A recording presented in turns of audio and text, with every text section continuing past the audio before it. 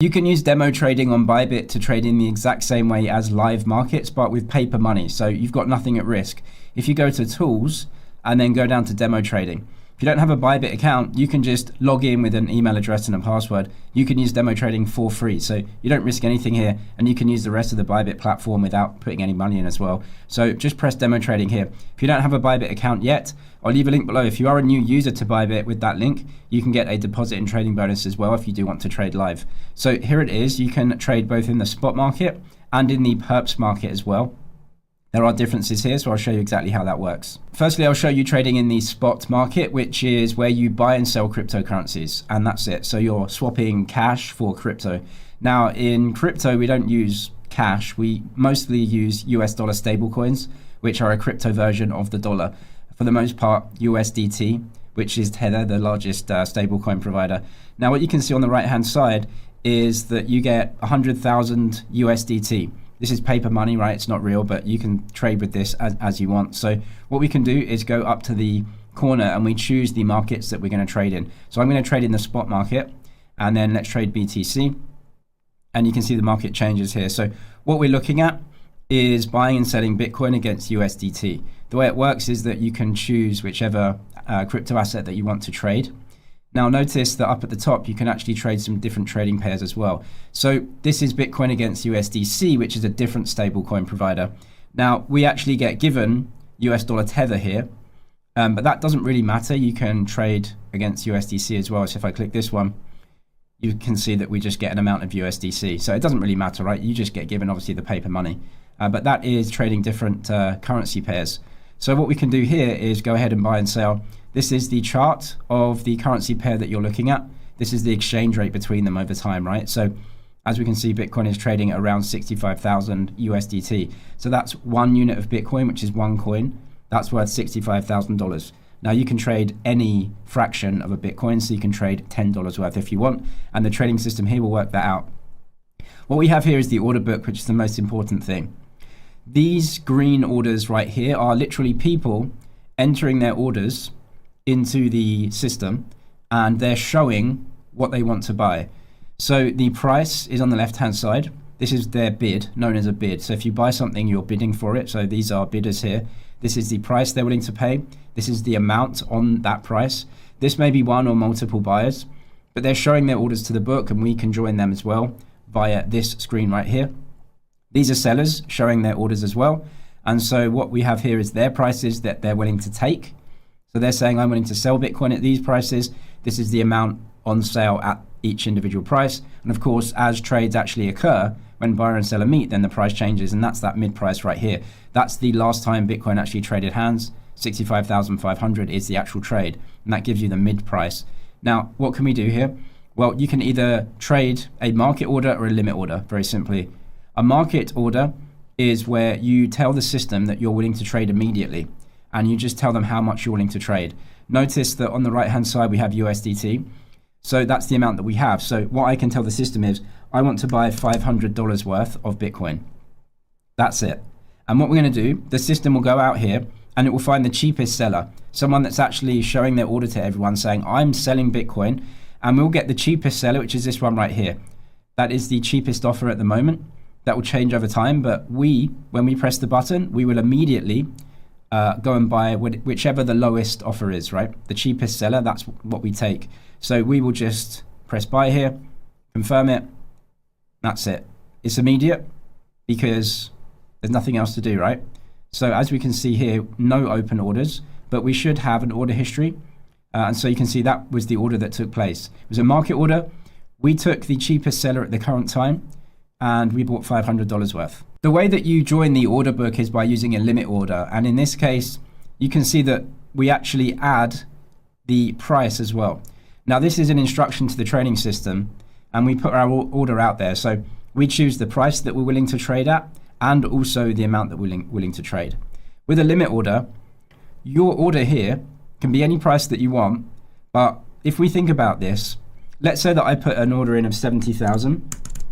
and I want to buy an amount of BTC, well, you can do an amount of BTC or an amount of dollars. Let's just do an amount of dollars to make it simple. And of course, the trading system will just work it out. Price times the amount, and it will show me the fraction of a Bitcoin that I can trade. Now, if my price is 70,000, what I'm telling the system is trade immediately as long as the price per 1 unit of Bitcoin is 70,000 or cheaper. Now it is, right? It's 65,500. So what the system will do is trade immediately again. And that's basically like a market order, right? So we'll trade immediately and that's it.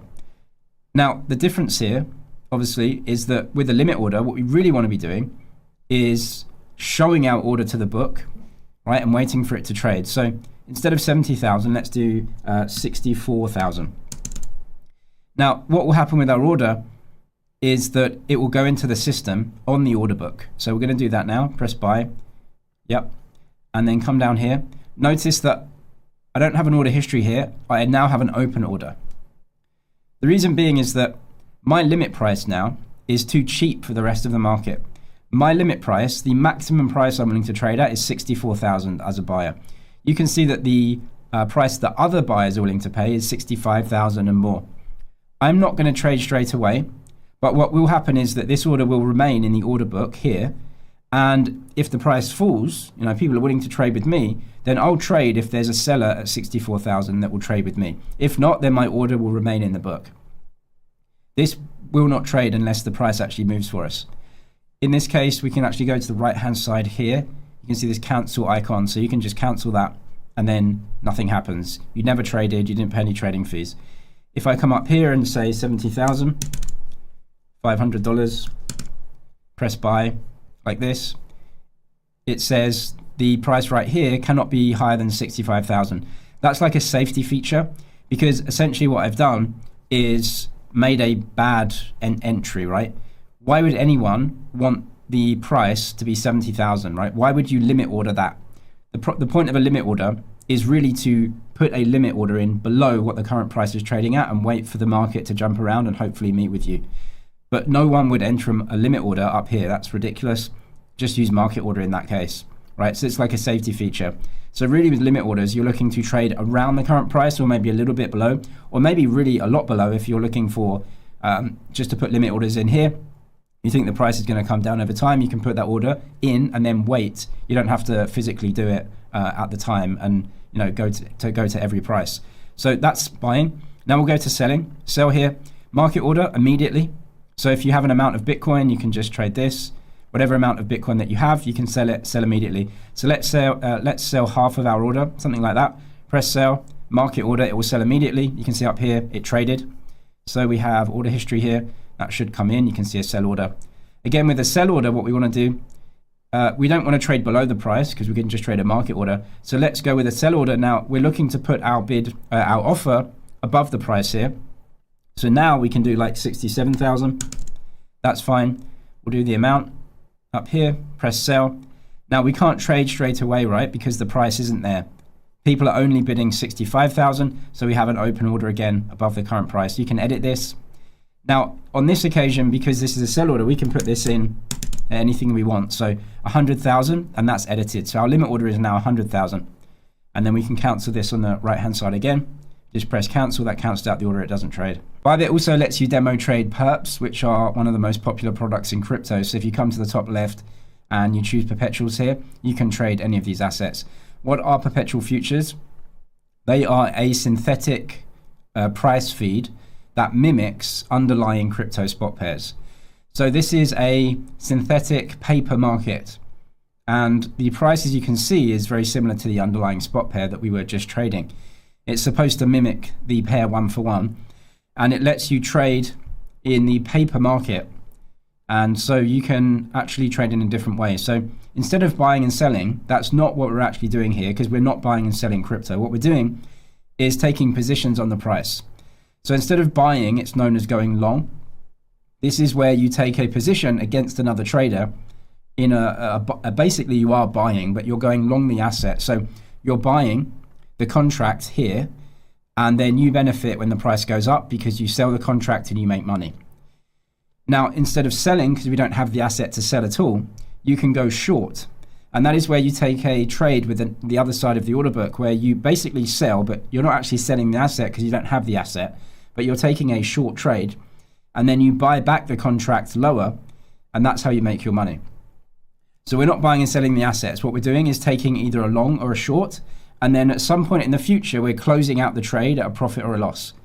So we're not buying and selling the asset. What we're doing is buying and selling the price, basically. So a long is like going long, you're buying, and short is when you want to buy back lower. So instead of trading the asset, we're just exchanging the profit or loss in the trade when we close it. So we open the trade and close the trade. And what you need here when you trade futures, if you're trading demo trading or in the live market, the only thing that you need is to be able to pay for a potential loss in your trade. So when you open the trade and then you close the trade, you'll have a profit or a loss. If you have a loss, well, you're gonna have to fund that, right? You're gonna have to pay for that loss. How do you pay for that loss in futures? For the most part, you fund your trade with cash, or in crypto, it's USDT or USDC, something like that. So you can see right here on the right-hand side, we have a margin balance of 100,000 paper money, but 100,000 USDT or 165,000, something like that.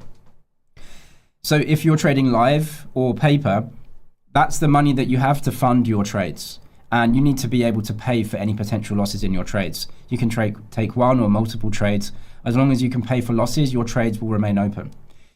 Now, if you're making big losses in your trades, and let's say that this is the amount of cash that you have, and these are your trades and your profit and loss. If your loss starts to rack up and it comes into the amount of cash that you have, that's not good, right? You have to pay for your losses in the trades. So what Bybit will do in other exchanges is, if you don't have enough cash in your account, or your losses are so big that it's gonna be at the same level as your cash, that's when you get liquidated, meaning all of your trades will close out. And you'll have to just pay back all of the losses, and then you don't have any money left, right? So the only way it works is you pay for potential losses in your trades. If you actually lose, all your money's gone, right? And so your trade's out, you get liquidated, everything's closed, and you are forced closed, known as liquidated. Now, if you're making profits, then when you actually close the trade, that profits comes into your account again. We never exchange money when we open the trade. We only exchange it when we close the trade. And as long as we have enough money to pay for that loss, if it happens, the trade can remain open. And this is why you can take leverage in futures when you can't in spot. In spot, you have to immediately exchange cash for the asset. With futures, you don't do that, right? You open the trade, and then as long as you can pay for the potential loss, you're totally fine. Leverage is the trade size that you open in relation to the cash that you put down to fund that trade. So let's say I have $1,000 in my account. I can open up a $1,000 trade, $2,000, $3,000, $5,000, $10,000 trade. No problem. Bybit doesn't care. The market doesn't care, because you have $1,000 to pay for that potential loss. The only difference comes here is like how much volatility you can handle in that trade. So let's say I have $1,000 cash. If I open a $1,000 position, I can withstand essentially a 100% move down, like 99%, right? Because you have $1,000 cash, $1,000 position, 100% loss is everything, right? So basically 99% you can handle. Now let's say I have that same $1,000 cash, but I open a $10,000 trade with the market. Well, $1,000 only pays for a 10% down move, right? So $10,000 trade moves down 10%, that's a $1,000 loss, my cash is gone. So leverage increases sensitivity to price movements, 1% price movement. And that's it. You can open a $10,000 trade. If it moves down 10%, you lose everything.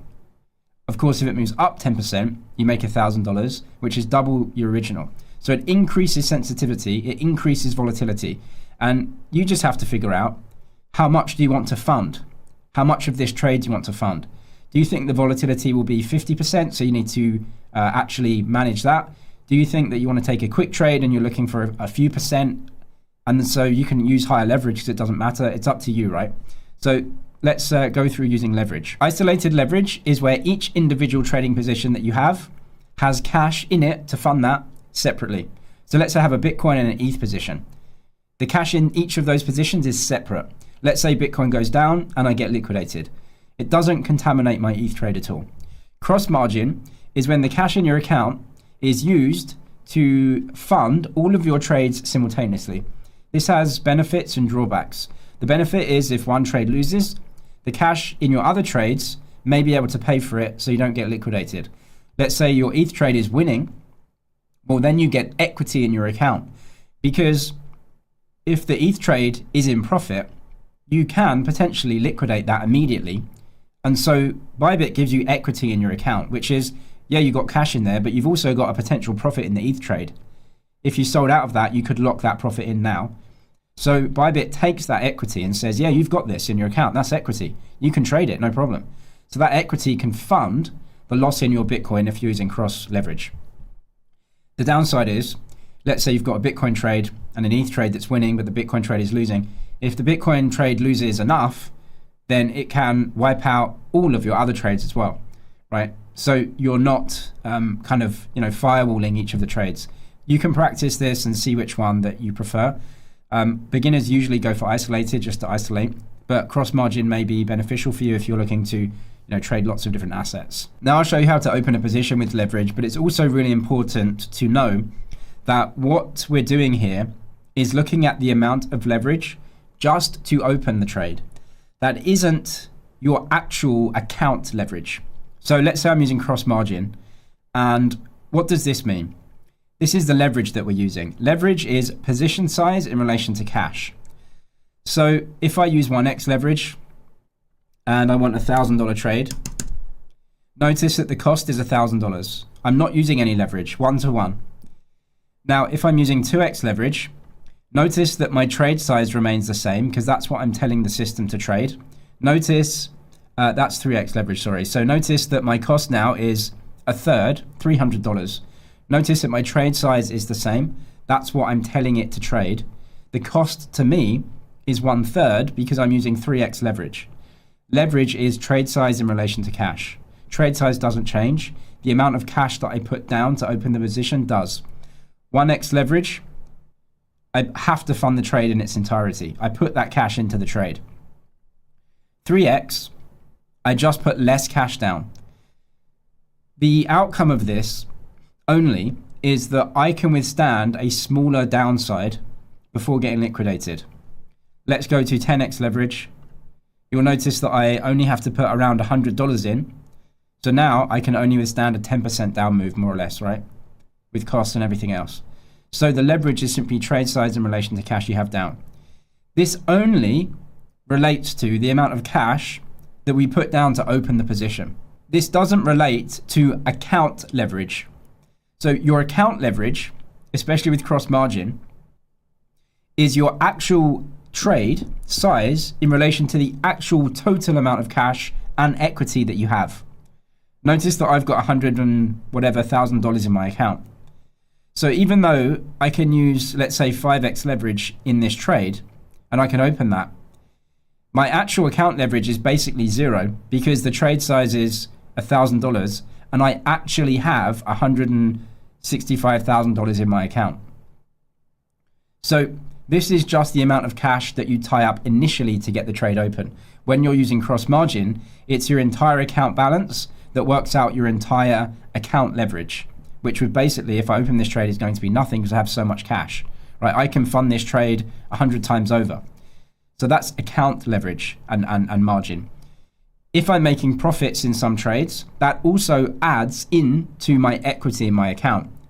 So let's say I'm making profits in my trades, then the account size and actual equity is increasing in relation to my costs. So my actual leverage goes down because I have equity. Now, if the equity starts to fall and I start losing, then my actual leverage starts to go up again. Because remember, it's trade size and equity over the amount of cash that you have to pay for it. I'll show you how to open a long position and a short position here. So cross margin, 5x leverage, $1,000 value, we're going to go long.